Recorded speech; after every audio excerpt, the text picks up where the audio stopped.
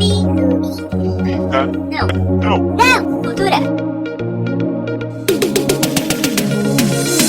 Depois da pandemia, nunca mais retomei o meu ritmo de leitura. Olá, pessoas! Oi, gente, cheguei! No episódio de hoje, nós vamos falar sobre a produtividade e como isso mudou pós-pandemia. Mas antes disso, não esqueça de avaliar o nosso podcast com 5 estrelas na sua plataforma de áudio favorita e seguir o @Clube da Não Cultura no Instagram, TikTok e lá na roxinha. E a gente também tá no YouTube, é só pesquisar lá, Clube da Não Cultura. Dúvidas, sugestões e jobs é no clubedanãocultura@gmail.com. Então, no episódio de hoje, a gente quer trazer, na verdade, uma reflexão que surgiu até de uma conversa que eu tive com algumas amigas minhas. Então, esse episódio pode virar um grande devaneio ou uma grande reflexão, porque, na verdade, isso não é necessariamente um fato, né? Então, assim, nesse papo, a gente começou a pensar, assim, o quanto a gente está lendo, o quanto a gente consegue se concentrar em fazer algumas atividades, inclusive de entretenimento, como, por exemplo, ver uma série. E o quanto a gente não consegue mais ter esse ritmo como sempre foi. Então, vou dar um exemplo. Talvez eu pudesse ler, assim, 3 livros por semana, uns 3, 4 anos atrás. Mas hoje em dia eu consigo começar um livro e daqui a pouco ficar um mês com ele e não ter terminado. E daí a gente foi entendendo que isso tinha muito a ver com a situação de isolamento ali, que a gente teve no período de pandemia, né, que todo mundo tinha que ficar em casa, que a gente não tinha mais contato, assim, com os humanos, e que a gente tinha muito isso de tudo ser muito online, tudo ser no celular. Então, o que acontece? Tu vai ver uma TV, tu vai assistir uma série, ou até mesmo continuar um livro, e a qualquer momento parece que tu precisa checar o celular, né? E isso, assim, eu nem sinto tanta vontade de mexer nas redes sociais. E me vem aquela coisa de vou pegar meu celular, vou ver as notificações. Então, uma necessidade até involuntária. E eu acho que isso tem uma certa relação com o que a gente fazia durante o período de isolamento, que era tudo muito online, que a gente sempre estava conectado, etc. Então, foi mais ou menos essa conversa que gerou, então, o tema de hoje, esse papo, assim, mais de vamos refletir como estamos sendo produtivos. Eu confesso que, assim, a pandemia realmente me deixou bem menos produtivo. E eu acho que tem a ver, claro, com o celular. Eu acho que a tecnologia, no geral, a gente tá num momento que tudo envolve celular e, inclusive, trabalho, né? A gente até suspeita para falar, porque o nosso trabalho é também direto com redes sociais. Então, essa necessidade, eu acho, da gente estar sempre atento ao que está acontecendo, o acesso à informação ali muito rápido, e de você também. Essa realmente necessidade de você saber meio que tudo, eu acho que deixa a gente um pouco apreensivo e faz a gente querer ficar ali, né, durante uma boa parte do nosso dia, o que impede da gente se dedicar a fazer outras coisas, inclusive a leitura, né?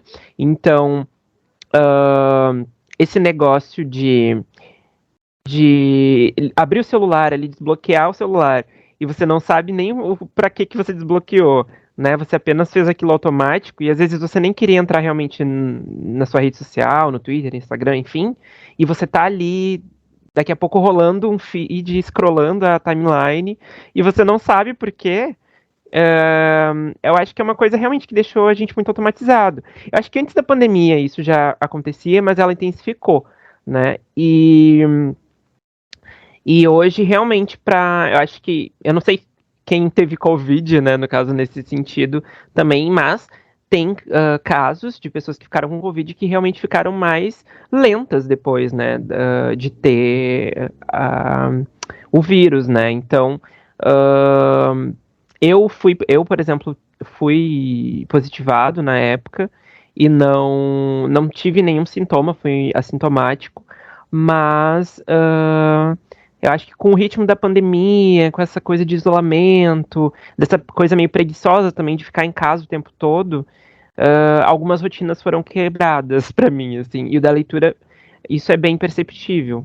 Que nem tu falou ali, de pegar um livro e ficar muito tempo com ele, às vezes, isso acontece demais comigo. Antes, um livro que eu demorava, 2 semanas pra ler, eu tô levando um mês agora, até pela dificuldade de concentração, de ter outras coisas para fazer, de você parar a leitura no meio para abrir o celular e fazer alguma coisa, e olhar, assistir alguma coisa, ver um vídeo, enfim. Então isso rola bastante comigo. É uma coisa que eu tô tentando parar também, porque eu nunca fui, felizmente, nunca fui uma pessoa muito viciada em redes. Eu acho que eu tive a minha fase, assim,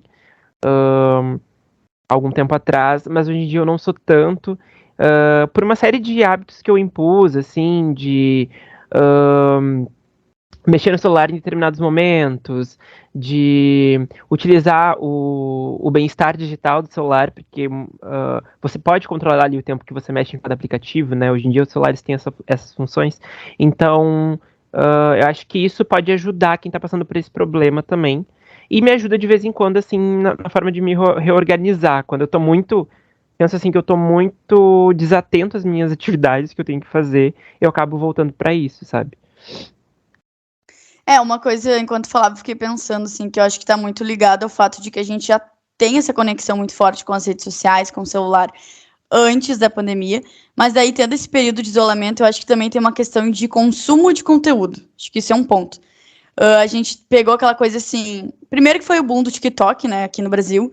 Então já começa que é um outro formato de conteúdo que começou ali com vídeos curtíssimos. Então é aquela coisa de vou rolar um feed, no caso do ali, né, o For You, e vou ver coisas muito rápidas. Então é um consumo assim instantâneo de muitas informações, sejam elas legais, sejam elas problemáticas, enfim. Então é uma coisa muito rápida. E aí tu vai ler um livro, no mínimo, tu vai levar, sei lá, 3 horas, vamos dizer assim, num livro curto, num livro de contos, não sei. Então, eu acho que já tinha esse comportamento e na pandemia se agravou, porque a gente começa a consumir conteúdos muito curtos, muito rápidos, uma coisa mais dinâmica que um livro. Que assim, é um livro, por mais rápido que seja, por mais. Não vai ser a mesma coisa do que tu ver um vídeo no Instagram, enfim. Então, acho que também tem esse fato que tu falou, né, Fê, de antes mesmo a gente já ter essa conexão muito forte com a internet. E isso ser algo que nos impede de fazer outras coisas mais produtivas, seja da nossa rotina, no nosso caso, né, como produtores de conteúdo nas redes sociais, que também leva tempo, assim como também numa leitura. Então, acho que isso acaba sendo benéfico, mas também tem esse lado aí de desconcentrar, né? Sim, e outra coisa, né, que tu falou ali, interessante pensar, que teve um aumento também no consumo de audiobooks, né, que é uma coisa, por exemplo, Verdade. que eu não tô habituado, eu realmente nunca ouvi um audiobook, assim, não que eu me lembre, pelo menos, Ahn, porque eu não tenho os aplicativos, porque eu também não me interesso muito, não sei como se funcionaria pra mim, eu ainda quero ter essa experiência, provavelmente não vai ser por agora, mas é uma coisa que muita gente começou a ter esse hábito, né? Eu acho que teve um boom de várias coisas na pandemia, né? Que ajudou. Teve o boom do TikTok. E quem gosta de conteúdos um pouco mais longos, teve o quê? O boom dos podcasts, né? Tanto que a gente nasceu É aqui verdade. e porque a gente queria realmente trazer essas discussões de conteúdos mais ricos sobre a literatura, né? Que às vezes um vídeo ali no Instagram a gente não consegue fazer, ou algum conteúdo menor, né? Um vídeo no YouTube e tal. E eu acho que então são hábitos que foram sendo reatualizados, Adaptados. assim. Isso, foram adaptados durante esse período, assim. Eu acho que muita gente, claro, utilizou a leitura de uma forma positiva, né? E eu acho que. E é isso, sabe? Eu acho que muitas pessoas criaram hábito, outras deixaram de ter, outras. Eu acho que é uma coisa que foi muito de pessoa para pessoa, né? E como a pessoa também levou a pandemia, né? Porque teve tudo isso, era um agravante, né? De ter uma doença ali acontecendo no mundo, e a preocupação com os familiares, e ansiedades e coisas, né, que a gente não sabia muito como lidar. Então, a leitura pode ter sido uma coisa que se tornou um escape, ou às vezes era um hábito da pessoa, que era o meu caso, e se tornou uma coisa que eu fui, por exemplo, deixando de lado naquele período, assim, ou tendo dificuldade para realizar mesmo. Eu acho que justamente pelo lado tenso e muito triste, né, de ser uma pandemia, de ser, assim, vamos ficar isolados por um péssimo motivo, né, que foi o que a gente passou. Então, toda essa questão de ansiedade, de ter essa tristeza coletiva, vamos dizer assim, eu acho que esses formatos mais dinâmicos, como eu falei, então, Tu citou o audiobook, né, que realmente bombou bastante, assim, nesse período, podcasts, né, que foi aquela coisa, assim, em cada canto tinha um podcast novo surgindo. Então, acho que esses formatos do tipo, assim, eu vou lavar louça enquanto eu ouço um podcast, por exemplo, ou, eu não consegui terminar esse livro. Então, acho que esses formatos que dão essa Otimiza o tempo, rapidez. né? Exatamente. Porque tu tá ansioso, aí tu vai sentar, por exemplo, e começar um livro, aí a tua cabeça às vezes vai pra muito longe, vai pra toda a situação de notícia ruim, de minha família tá desprotegida, eu tenho que usar máscara. Enfim, a gente sabe todos os sentimentos, né, daquela época, cada um também viveu da sua forma, mas eu acho que isso era uma ansiedade de todo mundo, assim. Então, a produtividade enquanto leitor, ela se tornou mais difícil. Ao mesmo tempo que outras pessoas, ok, né? Vai ter alguém ouvindo aqui pensando, não, eu li, sei lá, 80 livros na pandemia. Nossa, legal, eu acho isso muito bom. Mas eu acho que vale essa reflexão do quanto a gente muda também depois dessa pandemia, que é o ponto, assim, de eu enxergar que hoje em dia eu não consigo ter o mesmo ritmo que eu tinha, sei lá, anos atrás. Justamente por esse período aí tão forte de ansiedade, de não conseguir se concentrar, de ter esse medo o tempo todo, de querer coisas rápidas, coisas fáceis, assim, pra eu ouvir, pra eu consumir, enfim. Eu acho que também teve um negócio, assim, Teve dois pontos, eu acho que dá pra trazer aqui. Eu acho que a pandemia, ela teve fases, assim. Pelo menos eu senti muito isso na minha rotina ali, né? Eu acho que no início da pandemia eu fiquei bem nervoso, assim, fiquei bem ansioso, eu não sabia como eu ia lidar com as coisas. Aí depois eu comecei a entender como estava funcionando ali, o que também não estava funcionando, e depois eu fiquei mais tranquilo, que foi no sentido de tipo, as coisas estão paradas aqui, eu também não vou me desesperar. É verdade. Então, eu acho que tem esses momentos. E uma outra coisa que eu ia trazer, que agora eu já até esqueci. A gente fala. A gente fala e eu esqueci. Mas era alguma coisa do tipo. Agora eu esqueci. Enfim, vamos puxar outro assunto. É sobre isso. Eu acho que uma coisa importante que a gente fala muito, né, no off, enquanto criador de conteúdo, então, o que a gente tem em vários canais, o clube, como é pra gente, tendo uma rotina de trabalhar em outros lugares, né, porque a gente, obviamente, não vive de internet ainda, né, como é também essa questão de produtividade, tendo uma outra rotina paralela, tendo esse sentimento, né, de não conseguir mais se concentrar tanto, enfim, né, que foi o que a gente já trouxe aí anteriormente. O que tu acha, Fevi? Eu acho que, por exemplo, a pandemia foi um momento em que, como as pessoas não podiam sair de casa, muita gente começou a gerar conteúdo, né? E então era aquela coisa de tipo, crie, seja o mais rápido que você puder, né? Tanto que a gente teve aí vários nomes que entraram em ascensão durante a pandemia também, que, enfim, ficaram famosos e tal. E isso não foi diferente, eu acho que também no BookTube, BookTok, enfim. E como criador de conteúdo, pensando nisso, assim, eu acho que na pandemia eu não criei muito conteúdo, a gente não tinha o Clube da Cultura ainda, enfim.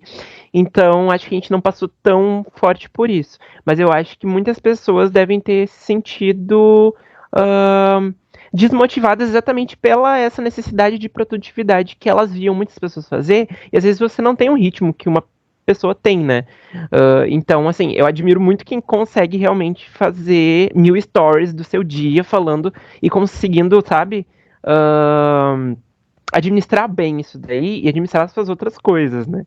Às vezes a pessoa tá em um surto, a gente não sabe, mas é uma coisa que a gente fala muito internamente também sobre administrar o nosso tempo, pra também a gente não esquecer que a gente tem isso daqui e que, claro, é um compromisso que a gente assumiu, né? Então a gente não quer deixar isso rolando, assim, sacolando, mas é importante, acho que, ter um controle, assim, de tempo e de saber qual o seu limite, assim, dentro da criação de conteúdo também. Porque senão você, daqui a pouco, cria uma ansiedade e um negócio que é positivo pra você se tornando uma coisa ruim, né? Uma coisa, sei lá, tipo, obrigação, né? De tipo, ai, meu Deus, eu não acredito que eu tenho que fazer tal coisa. É bem complicada essa relação de produção de conteúdo de modo geral, principalmente se parar para comparar esses períodos aí da vida, né, de como eu era antes, como eu fui durante a pandemia, né, como estou sendo agora e etc. Até porque Eu vou usar um exemplo, assim, né? Na pandemia, eu lancei o meu livro digital, Âmago, comprem, está na Amazon.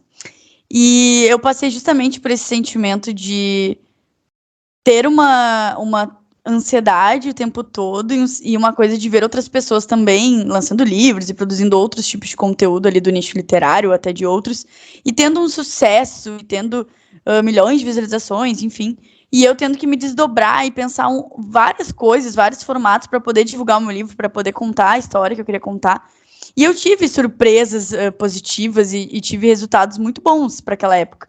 E eu acho que isso também tem a ver com a questão do consumo do conteúdo, do formato. Porque tu tá numa situação de ter muitas pessoas consumindo conteúdo ao mesmo tempo, em horários iguais, porque, de novo, a gente estava 100% conectado naquela época, porque era assim, home office, live toda hora dos cantores, né, e cantores que, tipo, todo mundo conhece. E daí, que nem tu falou, podcast novo surgindo no YouTube, todo mundo vendo, enfim.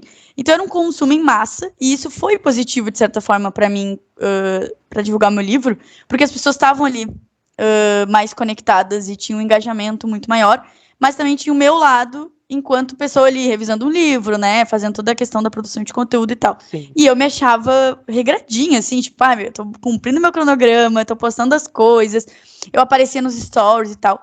Então, assim, eu tinha esse ritmo que eu acho um pouco mais frenético, que não sei se era frenético, mas mais, como é que eu posso dizer, constante. E, por exemplo, agora, 2022, com o clube, e até mesmo assim, né, com outras coisas do livro que eu poderia estar fazendo em paralelo e tal, eu me sinto, assim, quase 98% menos produtiva. Então eu consigo pensar, nossa, na pandemia, naquela situação horrenda, né, que nem tu falou, eu tive esses momentos de ficar muito tensa, depois eu fui me tranquilizando e tal. E aí eu era, assim, muito produtiva. E agora? Agora eu sou uma flopada, é isso que eu penso, sabe? Então, é esse sentimento, assim, enquanto uma pessoa que tá fazendo conteúdo pra internet, e isso vai de pessoas com canais grandes e canais pequenos, e essa coisa de se cobrar o tempo todo e de se comparar, justamente também por esses momentos que cada pessoa vai vivendo e como sociedade, né, no caso. Sim, eu acho que esse negócio de cobrança é uma coisa que eu acho que está muito em alta no geral, porque a gente está vivendo nessa fase de geração emergencial, né, de que tudo é muito emergente, de que tudo é muito urgente, que a gente tem que fazer as coisas e blá blá blá. E aí vem o ponto que eu tinha esquecido de mencionar ali, e agora eu lembrei. Eu acho que a pandemia ajudou as pessoas a repensar sobre o que elas queriam da vida delas. Então, isso, de certa forma, atravessa também a gente, né? Então, assim, muita gente repensa. Por exemplo, eu tenho prioridades na minha vida que vão ser maiores do que ficar alimentando rede social o tempo todo. Já tem pessoas que vão ter prioridade naquilo, porque elas, enfim, querem crescer naquilo, enfim, tem várias questões ali, eu acho, entendeu? Então, isso pode ter ajudado ou não a pessoa realmente a ser mais ou menos produtiva. E o lance da tua rotina, eu acho que como escritora, que é até uma coisa que eu ia perguntar e meio que tu já entrou no assunto, mas era exatamente essa questão de criatividade, né? Porque a pandemia foi um lugar, um momento ali, né? Acho que as pessoas puderam exercer sua criatividade de certa forma, que com o tempo e com sem muito um objetivo definido ali, de uma forma mais experimental. E aí eu queria saber exatamente tu como escritora, porque teve o lance da divulgação do teu livro e tal, mas em relação a outras histórias, a criação de contos, enfim, coisas assim, como é que foi pra ti nesse período? Tu teve inspirações, teve ideias, enfim? Eu acho que foi. É ruim usar a palavra inspirador, mas eu acho que foi mais produtivo nesse sentido de escrever coisas novas, também pela questão do tempo, eu acho. Porque uma coisa que eu paro para refletir muito, isso foi nos primeiros meses que a gente começou a trabalhar, voltar a trabalhar presencial, Sim. que no caso eu e a Fevi trabalhávamos juntos, quem não sabe. Então a gente estava voltando ali naquele ritmo de todos os dias trabalhar, pegar condução até o trabalho, tudo isso, né? Aí tu sai para comer, ou tu pega, né? Todas essas coisas que vão tomando o teu tempo, vão te tornando uma pessoa mais cansada. E daí, como era a pandemia, né? Aquele período de isolamento. era assim, tá, eu acordava, trabalhava de home office, mas assim, eu acordava e, sei lá, em 10 minutos eu tava sentado no computador trabalhando. Então, era muito mais tranquilo para depois das 6 horas eu escrever até meia-noite, por exemplo. E era isso que acontecia. Ou eu aproveitar meu intervalo, comer e depois escrever. Então, eu tinha um tempo e um cansaço muito menor comparado ao cansaço que eu tenho hoje em dia, por exemplo. Porque, outra coisa, assim, eu não ia em festa, eu não ia em bar, eu não ia visitar ninguém, porque eu tava, tipo, cumprindo Sim, o que tu isolamento. tinha que fazer, basicamente, era sentar e escrever ali, era teu Exatamente. hobby. Aham. Exatamente. Então, nesse sentido, sim, sabe? Eu acho que também a situação toda, que é muito caótica e muito triste, também faz com que tu repense algumas coisas e que venham ideias e que tu queira botar no papel aquilo até como uma revolução, vamos Uma dizer, né? forma Como de um desabafo. desabafo, às vezes, né? Exatamente. A gente que é Exatamente. artista, eu posso dizer pelos dois, a gente tem esse, eu acho, esse negócio de transformar os sentimentos em arte, né? De certa forma, no teu caso da escrita e no meu caso de música, enfim. Ah, Ahn, inclusive, como foi pra ti, assim, esse período? Tu acha que na questão da música, de compor ou de pensar em ritmos, assim, tu acha que serviu pra isso ou não muito? eu acho que sim. Eu acho que. Eu acho que em 2020 em si, sim, no sentido de tipo assim. Foi o ano que eu me lancei, basicamente, né? Eu lancei minha primeira música em 2020, e aí eu fiquei. E era uma coisa muito experimental, assim, eu não sabia muito bem como fazer, como agir e tal. Até a questão de divulgação e tal. Então foi uma coisa do tipo assim, ó, lancei uma música, tá aí pro mundo, vamos ver o que que vai dar isso. Já em 2021, que eu lancei um EP com mais músicas e tal, eu já realmente estava mais preparado, eu queria fazer um trabalho melhor e tudo mais. Então eu utilizei o tempo realmente que eu tinha para focar nisso e pensar assim, tá, o que que eu quero apresentar para as pessoas como artista, né? Eu quero que as pessoas saibam quem é o Fevi e tudo mais. Mas eu acho que isso é uma questão também de adaptação, né? Porque hoje vou lançar outras coisas e eu acho que elas são diferentes também daquilo que eu já lancei, porque tem a ver também com minha evolução pessoal, enfim. Então é uma série de coisas ali que estão envolvidas. E uma coisa que agora que eu queria retomar, que a gente falou ali sobre se comparar e tal, e tu falou da rotina, é isso, eu acho que tem esse lance de comparação, mas ao mesmo tempo a gente tem que lembrar que a rotina de todo mundo é diferente, né? É individual esse processo do dia ali, né? Do tempo e tal. Tem pessoas, por exemplo, que elas vão criar conteúdo assim massivamente, porque elas realmente têm um tempo, porque elas estão, às vezes, trabalhando em home office, às vezes elas não têm um outro trabalho, às vezes o trabalho delas é criar conteúdo para a internet, então realmente elas vão se dedicar somente àquilo, porque é um outro negócio, é uma outra vertente que está trazendo resultado para eles e tal. No nosso caso, a gente está fazendo o podcast, mas a gente não ganha nada para fazer o podcast, né? E nem para administrar o Instagram e nada. Então, se você inclusive está ouvindo isso, saiba disso, que tudo aqui é voluntário e apenas a nossa vontade de fazer. Tomara que um dia a gente consiga, né, monetizar isso aí. Mas então a gente tem os nossos trabalhos fora daqui. E além disso, a gente tem esse lance, né? Eu trabalho com 2 dias que eu fico em casa e os outros dias eu tenho que ir até o trabalho. Então, é tempo de transporte, é tempo de alimentação. Tanto eu quanto a Camila, quando a gente tem que trabalhar, tipo, presencial, a gente mora em cidades diferentes dos nossos trabalhos. Então, é toda uma logística ali que às vezes o que a gente podia estar fazendo, tipo lendo ou fazendo outras coisas, acaba sendo um tempo que a gente não tem.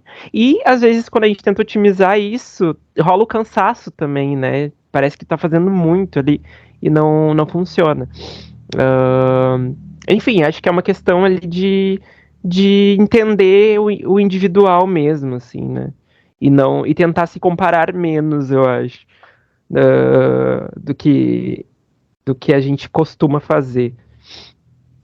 A gente tenta pensar assim, vamos aos poucos que a gente chega lá. Claro que a gente sabe que trabalhar com internet é constância o tempo todo, é aparecer, né? Mas que é aquela coisa do quem não é visto não é lembrado. Mas a gente sempre tem que fazer esse recorte muito importante de como é a vida dessas pessoas que são produtoras de conteúdo, né? Que estão o tempo todo nos stories, que estão dando dicas. E aqui O planejamento da Boca Rosa. gente, exatamente. E assim, até esses dias eu fiz um shade lá no meu Instagram. RSRS, que era o seguinte, eu vejo algumas pessoas, assim, no caso da minha área ali de escrita criativa, fazerem muito assim, hoje eu escrevi tantos 1.000 palavras, hoje eu tô escrevendo meu 50º livro, e uma produtividade muito insana, e isso não é necessariamente uma crítica a quem consegue fazer isso, e nem o mesmo assim, isso tá bom, isso tá ruim. Não, o meu ponto é, cuidado como você vai falar, porque assim, se você está se considerando, né, um produtor de conteúdo, um comunicador, você está falando com alguém. E não importa se é uma, se é 10, se é 50 pessoas. Então você tem que ter cuidado no que você fala, porque pensa assim, então tô vendo teu stories, eu vou ficar louca? Eu vou ficar mal, porque eu tô vendo assim, nossa, eu não consigo escrever, sei lá, há 2 meses, e tu tá escrevendo todos os dias, e tu tá com 5 livros publicados. Então, assim, todo mundo tem seu ritmo de produtividade, isso é importante ressaltar nesse episódio, principalmente. E a gente sabe o quanto esse período de isolamento, de pandemia, não foi fácil para as pessoas, principalmente quem perdeu alguém ou quem ficou, foi positivado, ficou com sequelas. Então, é um assunto delicado. Mas a gente tem que ter esse cuidado de entender que tá tudo bem que você não seja como os outros, que você seja super produtivo, que é importante ter um ritmo de leitura, ter um ritmo de, né, concluir os seus compromissos, mas cada pessoa vai no seu tempo, então a gente também não pode se cobrar, como o Fevi falou, e muito menos se comparar aos outros, assim, porque, de novo, cada um tem uma rotina, tem uma vida, tem pessoas que, sei lá, tem um parente doente, por exemplo, e tem que cuidar dessa pessoa. Tem pessoas que demoram, sei lá, 2 horas para ir pro trabalho, 2 horas para voltar no deslocamento. Então, tipo, olha só quanto tempo tu perde do teu dia. E tu trabalha 8 horas. Então, enfim, é só esse espaço para dizer assim, cuidado, né, no que a gente publica. Até pessoas anônimas, assim. Não que eu seja famosa, né, vocês me entenderam o meu ponto, né, Fê? Sim, e outra coisa, né, escrever 5 livros, às vezes, assim, um atrás do outro, não significa que eles sejam bons, né? Às vezes você pode passar 5 anos escrevendo um livro e ele ser uma obra-prima. Verdade. E às vezes você passa 5 anos escrevendo 5 livros, né? Lançando um por ano, e são todos, tipo, imemoráveis, né? Imemoráveis, então. Eu acho que é fazer bem feito dentro do seu tempo. Fica essa lição pro episódio de hoje. Isso aí.